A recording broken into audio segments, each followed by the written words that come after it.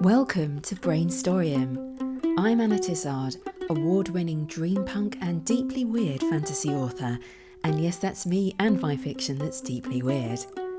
Explore and imagine with me the most unexpected story ideas using the surrealist word game of Exquisite Corpse. Find out more and join in at annatizard.com. This is a storytelling challenge unlike anything you've tried before.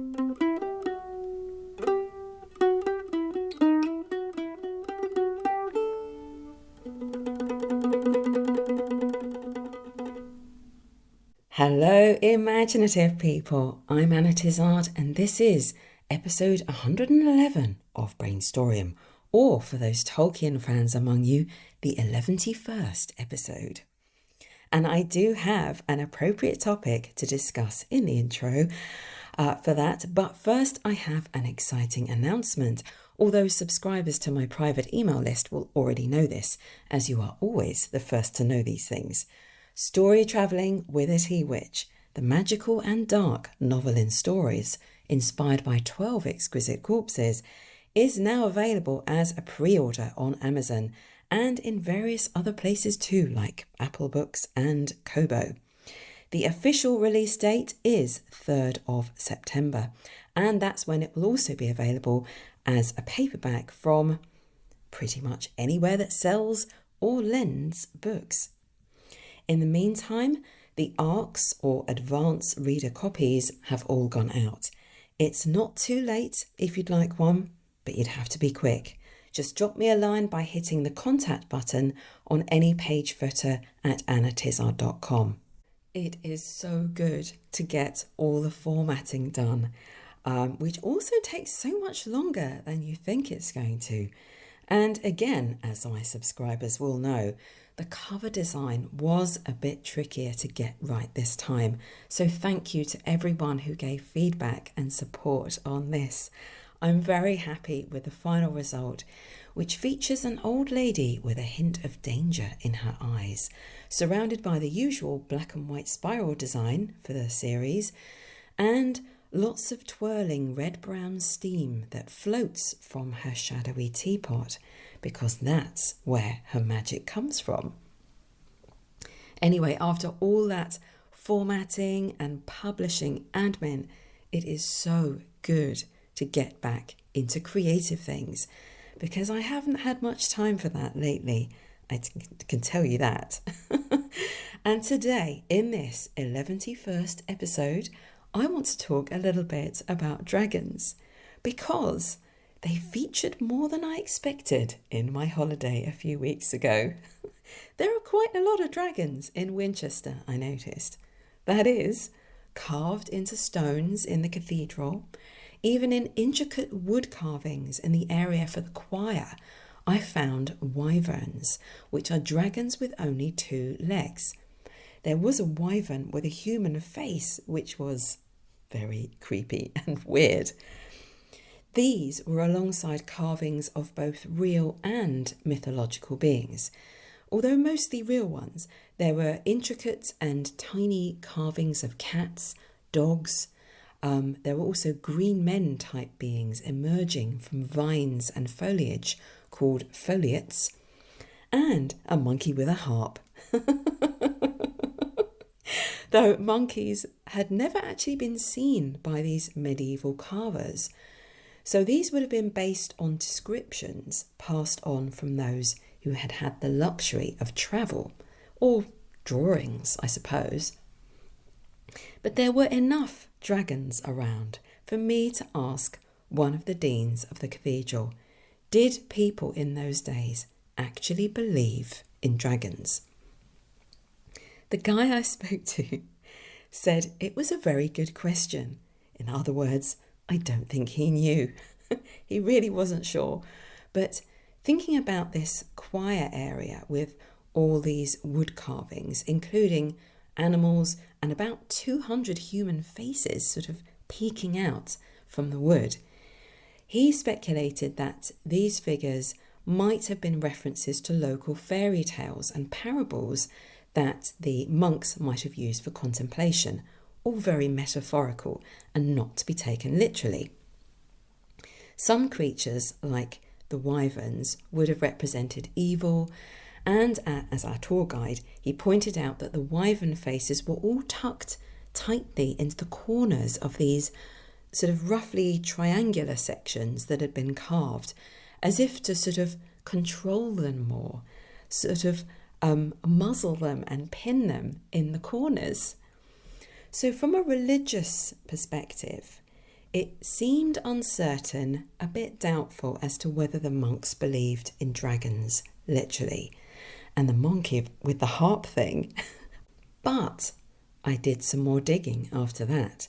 In the Anglo-Saxon Chronicle, there's an entry for the year 793, which describes omens in the sky, and it reads, "This year came fearful forewarnings over the land of the Northumbrians, terrifying the people most woefully.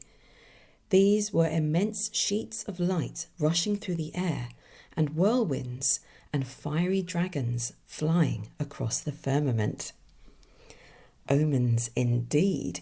This was right before a devastating Viking raid on Lindisfarne, killing people and laying property to waste. Historians have since decided that this is a description of the aurora borealis, or a meteor shower, or at least a storm. It's also occurred to me that monks who spent a lot of time poring over Bibles, copying out biblical text in exquisite calligraphy for hours and days and years in pretty poor light, would be quite short-sighted. And all you need is a couple of birds of prey circling in the sky and the power of suggestion to trigger some really frightening ideas and responses. But what I like is that they did believe in dragons. Forget what the flashes and shapes in the sky actually were. I feel like the historians are missing the point.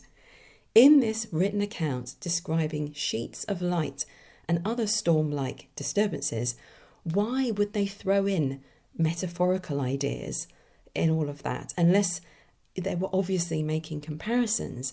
They're not. It's clearly written as a literal account of stuff going on. Why does this matter to me? Because apparently it does matter. I even bought a little book while we were on holiday called A Little History of Dragons, determined to try and get to grips with this, to pin down this idea that they did believe in dragons as the most likely reality, that dragons were a reality in the minds of those who lived before us. We'll go back far enough, and in the Greek and Roman empires, the words drakon and draco, or draco, were used to describe a large snake. In the early days, drakons were interchangeable with serpents, but there were serpents who could fly, mysteriously, without wings. Gradually, as myths and legends developed, so did the wings. Throughout the history of story, these serpentine monsters have symbolised evil, greed, fertility, earth energy, and pagan defiance against the new religion of Christianity, as it would have been in the early centuries AD. In ancient Chinese folklore, they were water-based creatures. In many other cultures, they represented earth, especially the heat of the earth.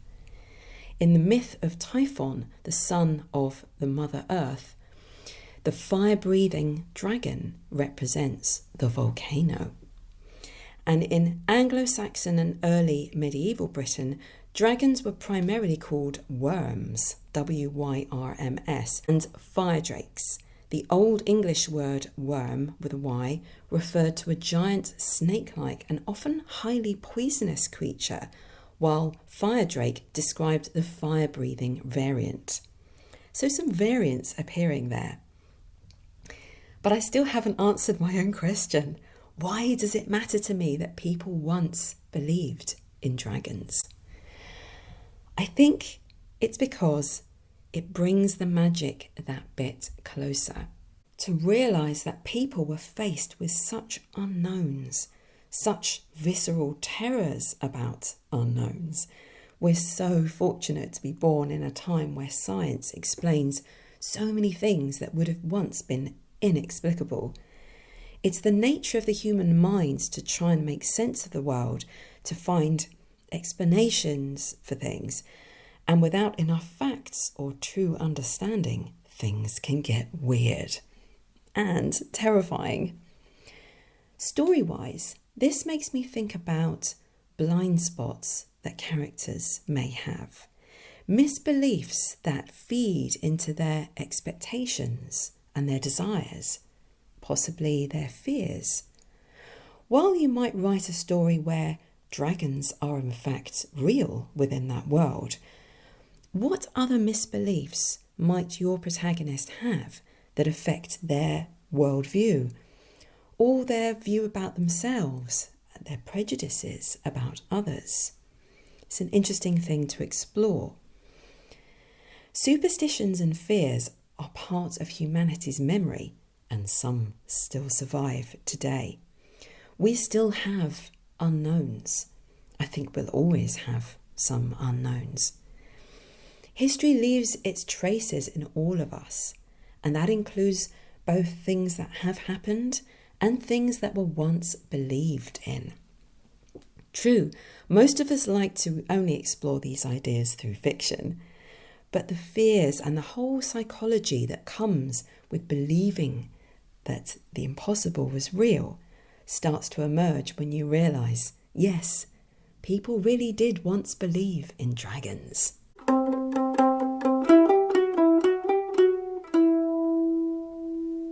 Now it's time to share some of the wonderful creations of my listeners based on prompts from this show.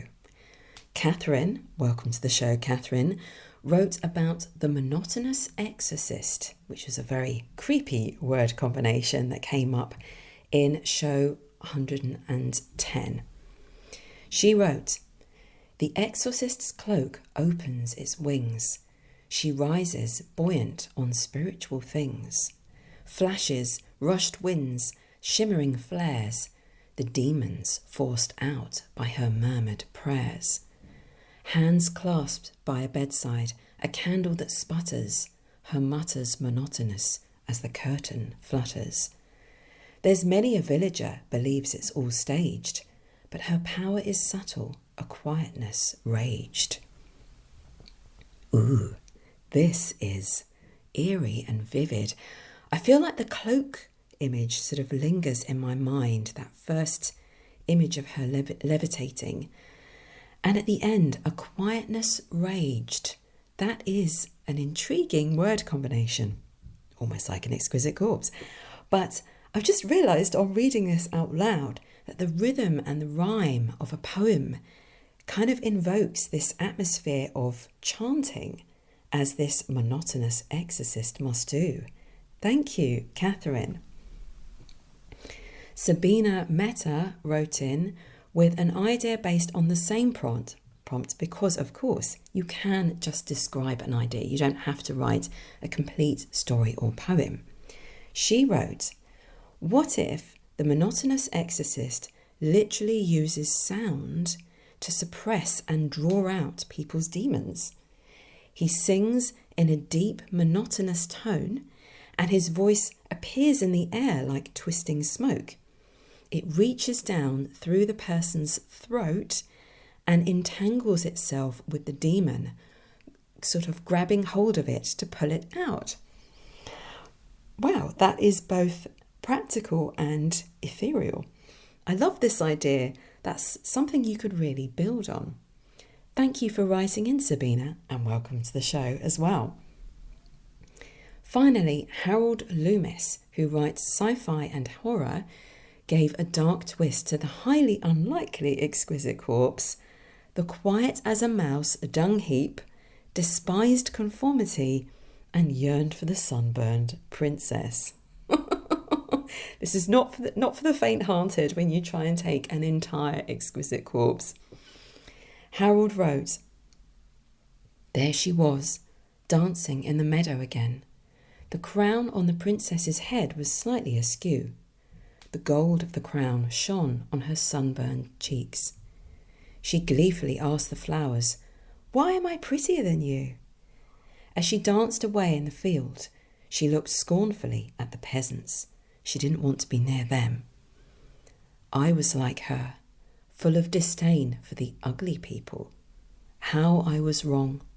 When I was prince of the very same castle many decades ago, I didn't care what people thought of me. I knew I was better than them. Until the kingdom's sorcerer taught me a lesson I have never forgotten. Now I sit unable to move. Flies are my only companions. I get refreshed for all eternity as long as people throw more dung on my pile. If I could reach out, warn her that her life will be in ruins for her behaviour. Why? Why did it take me becoming this to change? The sorcerer is no more. All that I knew does not exist, but I will go on, wallowing in my filth forever. Oh, this is a different kind of dark. It has a proper fairy tale-like cruelty about it. See, I was chuckling about the noun dung heap when it first came out of the Socks of Destiny, but this just shows what you can do when you turn that into a situation full of tension and regret. Thank you, Harold, for your story. And thank you to everyone who sent stories for the show. Sorry I couldn't share them all, but it means a lot to me that I'm inspiring you.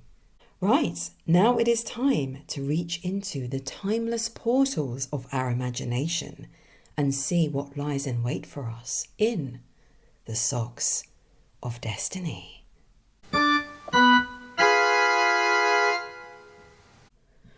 That's right, Exquisite Corpse mixes your words and phrases into very weird sentences that go describing word noun, action, describing word noun. I'll play 3 rounds to create 3 extraordinary sentences, exploring some of the possibilities on the way that they may suggest. Then I'll roll the 12-sided dice to delve even deeper, and after that, it'll be over to you. So let's just see what is our first word. I'm going to go deep into the describing word sock and see what we have here. Oh, 2 stuck together. Okay, this one's from Paul Thomas. Horrific. Ooh, okay. Something dark awaits us. The next word is from... This was someone calling themselves me, but it is not me. Cat. A horrific cat? Some imagery comes to mind of an extremely angry cat. Let's find ourselves an action for this horrific cat. This is from Paul Monteith, the Quantum Fairy. Travelled to Oz with. Now, is this how the cat became horrific? Or was there some horrific reason why it wanted to, or was caused to travel to Oz? Okay, so the next word is from Anonymous. Melancholic. Bit of a negative sounding couple here. And final word is from Alessandro Bozzo. Centaur. Oh, okay. So altogether we have the horrific cat travelled to Oz with, the melancholic centaur. What an oddball couple. In a way, it feels quite appropriate that they're travelling together down the yellow brick road. What for, though? And is it out of choice? I'm thinking first about the melancholic centaur. I seem to remember in the Narnian books, it was the silver chair, which was my favourite for some time because it is weird, really weird and quite otherworldly. And there's this mention in the end, near the end, a mention of centaurs being very deep thinking and kind of obsessed with stargazing. And this also came up in the Harry Potter series. But stargazing makes me think about the future, trying to predict the future. So if that's the preoccupation of the melancholic centaur here, and sort of gloomy because he sees a dark future, an omen, and that's perhaps why he wants to go to Oz. Maybe he thinks if something can be changed in Oz, then he can, or if he can find answers there, something in his own world can be changed, maybe safeguarded against this dark future that he perceives. So he seeks wisdom or some kind of change, preventing something bad from happening. But what about this horrific cat? Why does that want to go with him?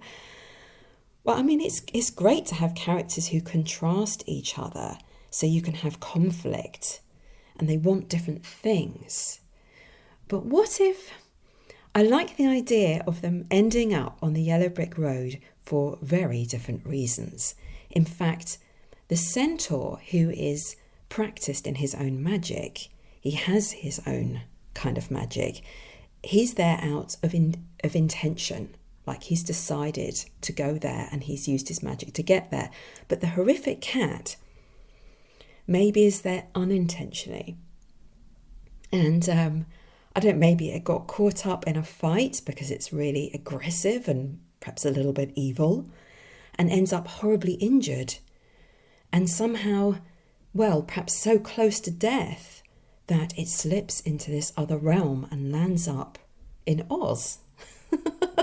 I mean, this is kind of the beginning of ideas of why they're there, but often that's all you really need to start out with is characters and reasons for things being the way they are, the beginnings of reasons, and a clash, a contrast. I think I'm going to reach into the socks again for another word or two.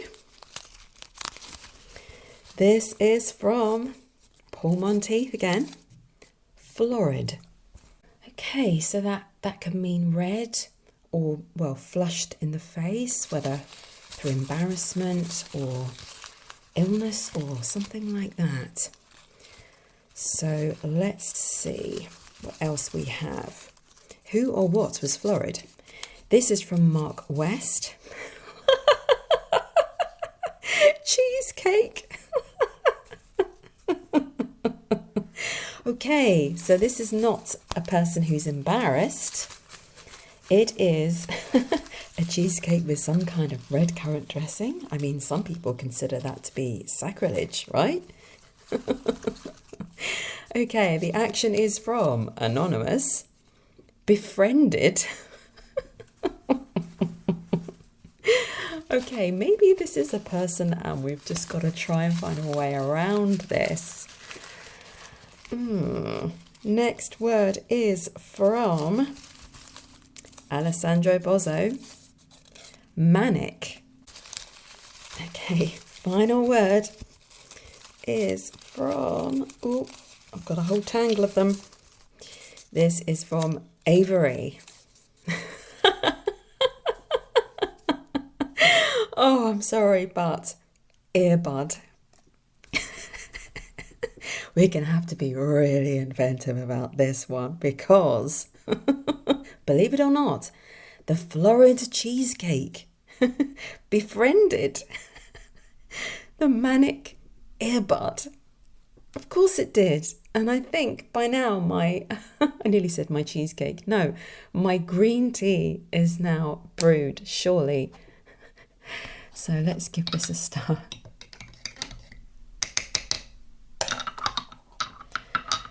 Let's see if this makes any difference.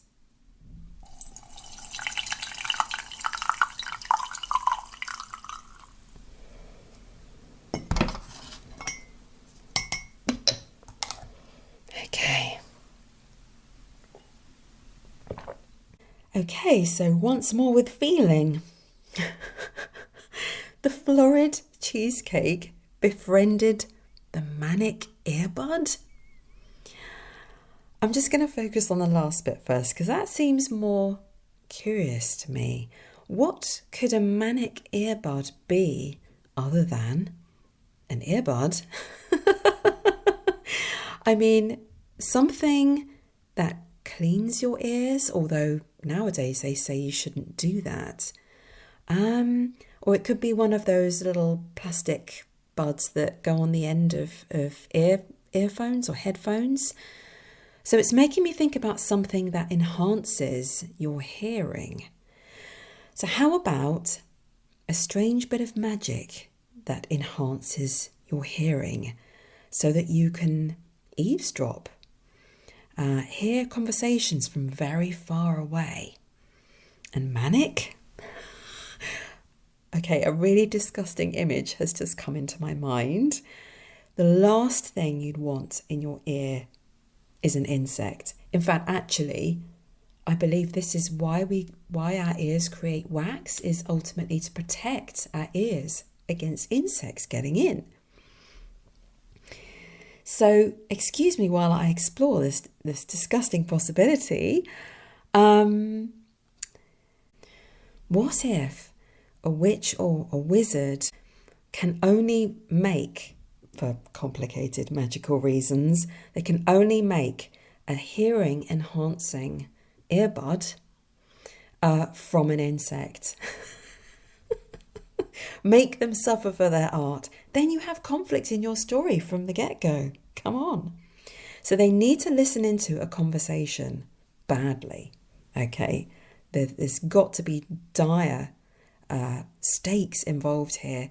So they've got to eavesdrop on a secret meeting between other wizards who are evil to find out what they're plotting. And this meeting is taking place in a desolate area for security reasons, to ensure that it's kept private.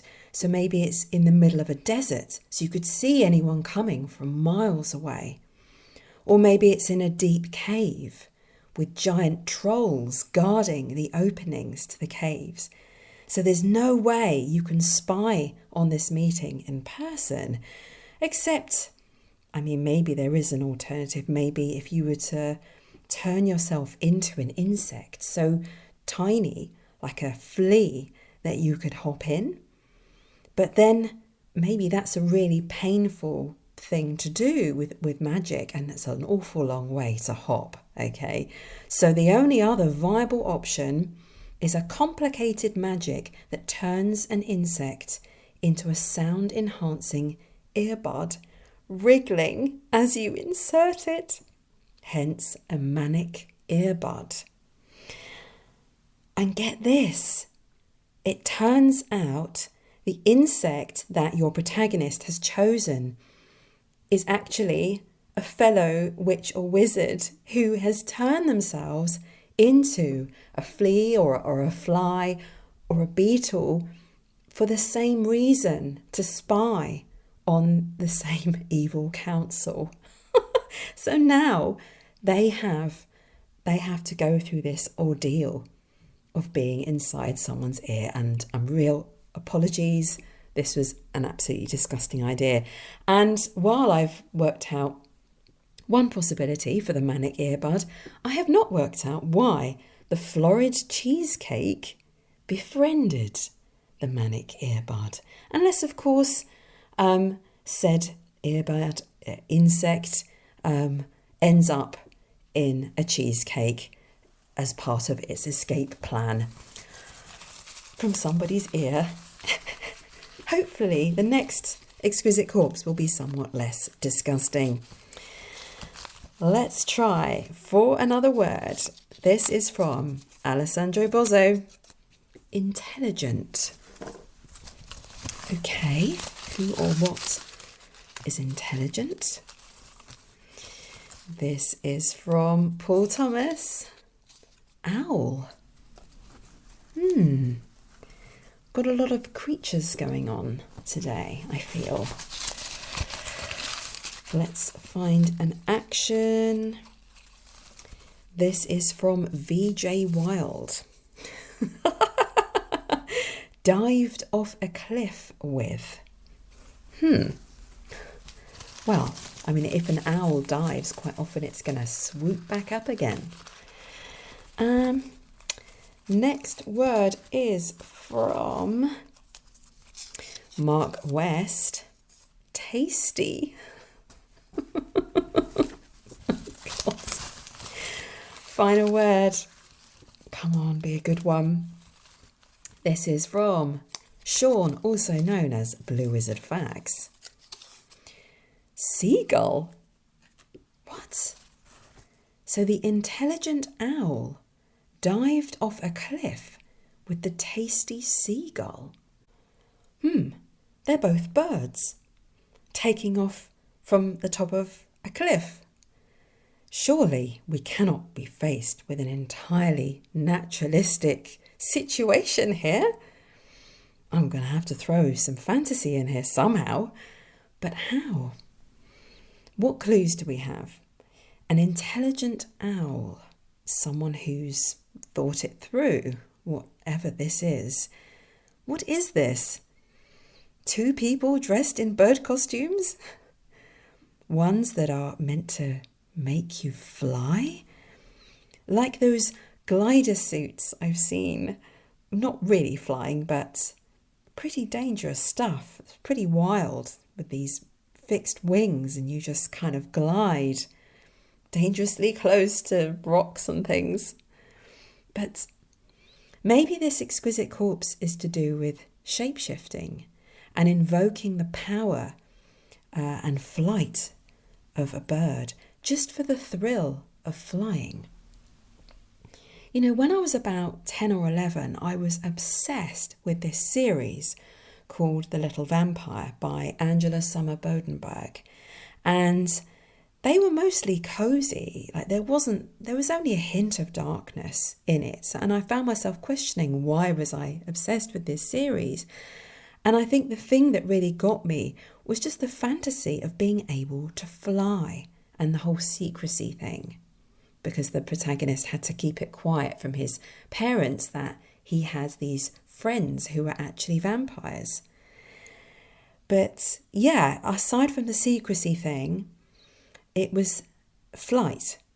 And they had this mysterious substance, this liquid, they called it rats for some reason, which is very, very bizarre, that you would soak your cloak in, and it made your cloak buoyant so that you could fly with it. So weird. But the thrill of flying, now that's worth exploring through fantasy. If you've ever felt that way about that, the sensation of soaring, that freedom, and being able to see all the rooftops, seeing everything from above. Fiction is first and foremost escapism. So why not have your characters pursuing the same thing, wanting to escape and experience something thrilling? And that could be the reason, the beginning of why the intelligent owl, or someone aspiring to be an owl, dived off a cliff with the tasty seagull.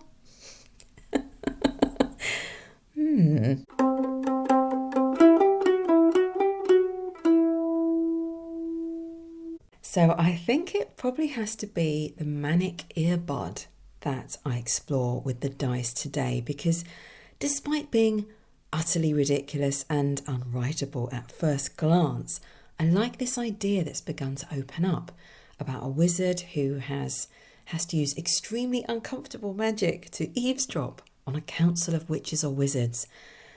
Or maybe they're other beings or creatures who are plotting something evil. And the only choice left to our protagonist is to turn an insect into a kind of earbud that makes their hearing so acute and so directable to this council meeting that they'll get to hear it all and not be distracted by other sounds. But what is this story really all about? There are so many different directions and details that are possible at this early stage. So why not use a 12-sided dice for a few pointers? Let randomness step in and do some of the work for us. As usual, you can find the full list of 12 categories of suggestion in the show notes. Okay, give that a good shake. 6, a monster or creature. Well, that's very much up my alley. So my first instinct is that it's this council. It's not made up of other witches or wizards. It's made up of other creatures.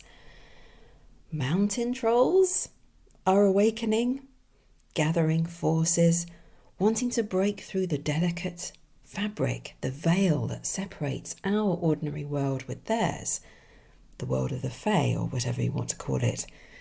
They want to rule over humans.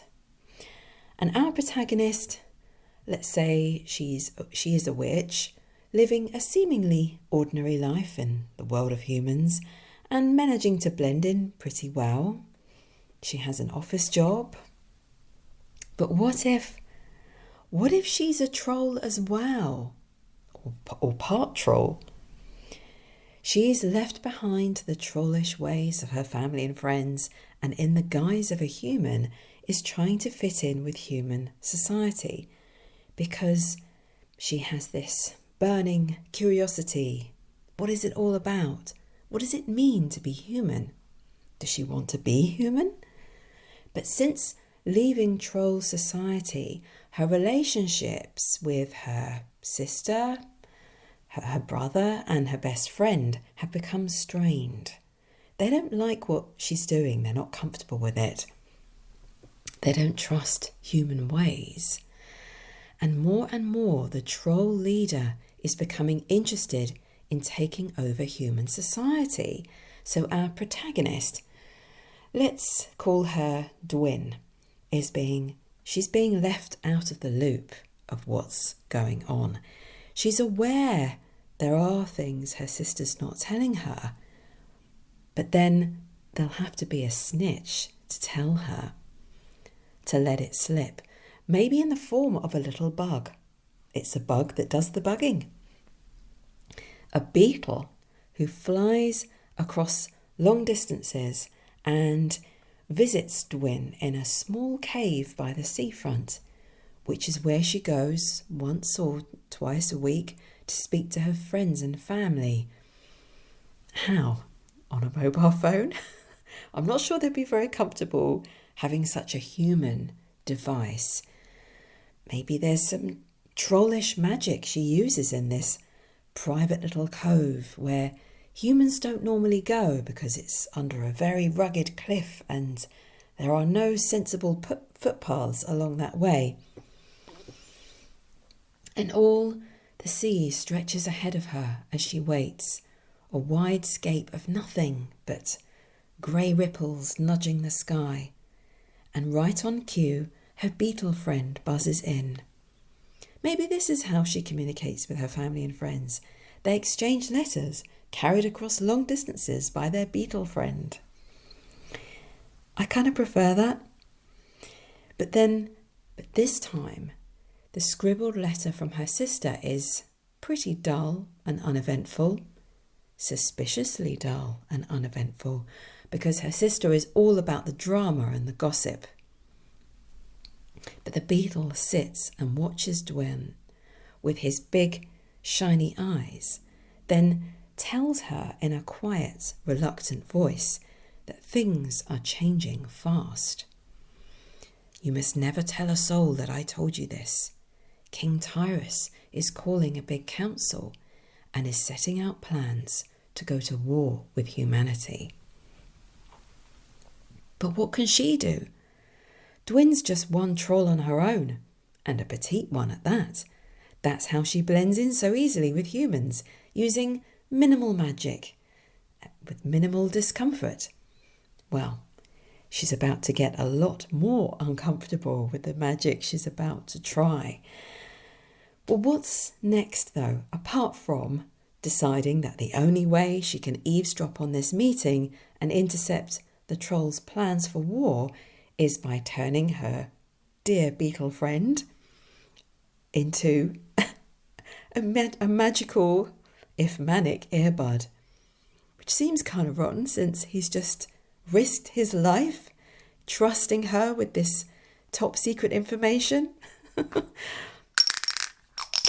Okay, what do the dice say? 10. A scar, physical or psychological? Now that's different. It's as if the dice is prompting me to look at Dwin's character more deeply and find the answers there. There's something about her that I need to work out to make this situation more personal. And in general, I was just thinking, when I'm working on a story idea, this is probably the right stage for me to start building the main characters if I haven't already done so. Because, and I realise I'm often saying this, the heart of a story beats with the reason why. The personal reason why. These stakes, however big, however they affect other people and trolls who we may never meet in the story, they must be fully intertwined with what she needs, what Dwin needs, or what she desperately fears.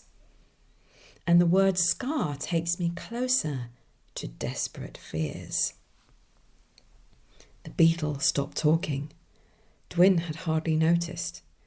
The sea rolled on, foam hammering the edges of the rocky shore.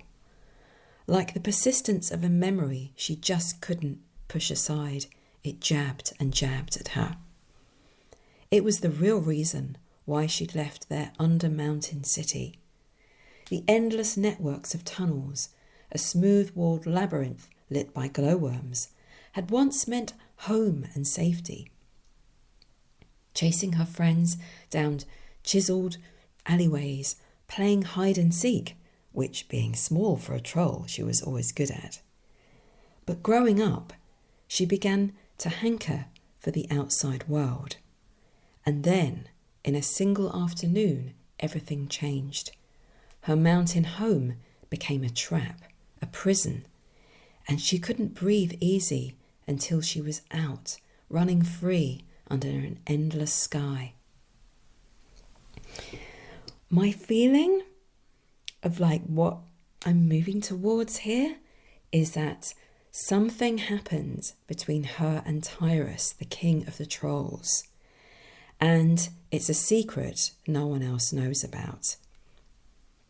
She admired him, and it was difficult to say no to a troll with that much power. Maybe he did wield a personal power over her as well. How far did it go? I always think when writing about something like this, we don't need grisly details, which are triggering, obviously, for some people. But also, you have to think about pacing. Flashbacks to scenes like this that sort of tie things together and show us the why someone's got this psychological scar, maybe even a physical scar. Flashbacks have to be handled carefully. If you zip back to the past, don't spend too long there. As readers, we always want to be in the present tense of the story as it unfolds, like in that place as things are happening now. And all of that's put on pause whenever you are in a flashback. Every moment you spend in a flashback is actually the reader drumming their fingers because they don't really want to be there, despite that information being vital. And even if it's really, really well written, it's better tactically to drop in a few sentences here and there to bring in little flashes of memory within the flow of the present tense of the story. So we don't actually leave the current Dwin behind. She is still in this cave while we drop in thoughts and memories, just a little bit here and there. You really just need enough hints and a few details dropped in subtly, sensitively, so we understand what has happened. But whether Tyrus hurt her physically or broke her heart, or maybe a bit of both, that's up to you. The important thing is that you've then made these plans for war deeply personal to a protagonist that we really want to root for. And yes, we want her to get some kind of revenge against him, which she can potentially do at the same time as defending human society. I'd say that's a great blend of big stakes and very personal stakes getting kind of glued together. Could you fit it into a short story? Depends how you write it.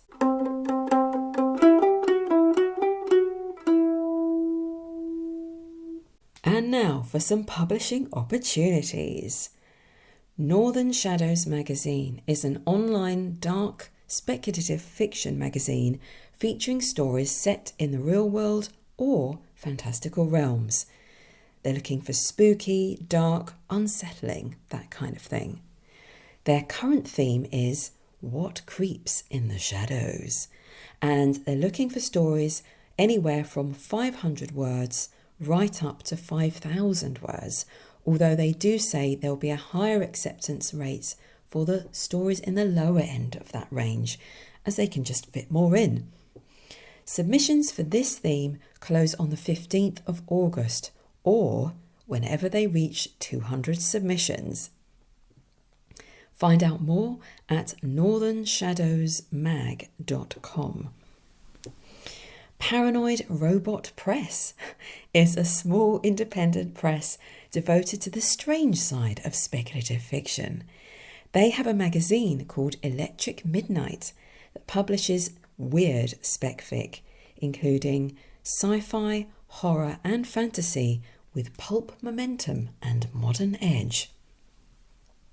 I love what they say. They say, we're here for stories that don't behave, the kind that slip their leash, stare back at the reader and leave a faint burn mark on the page. Their preferred story length is 2,000 to 6,000 words. However, they will also consider flash fiction as low as 500 words. Check out their full guidelines at paranoidrobot.press. As usual, I don't know any more about these publishers than the information I've just found and read out to you from their websites.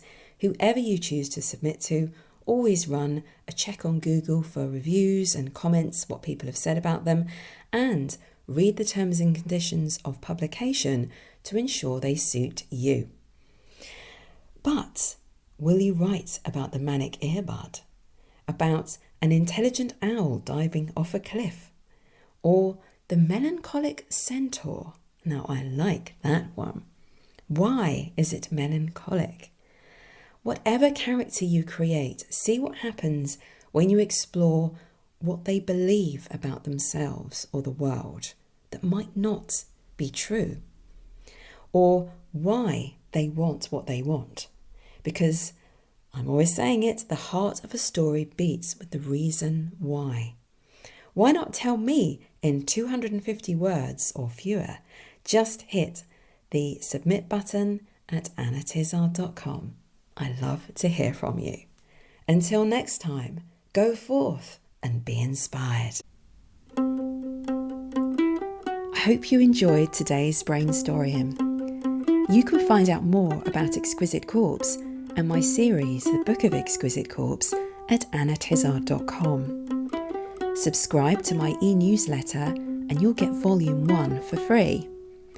And while you're there, why not submit a few words to the Socks of Destiny on my play page?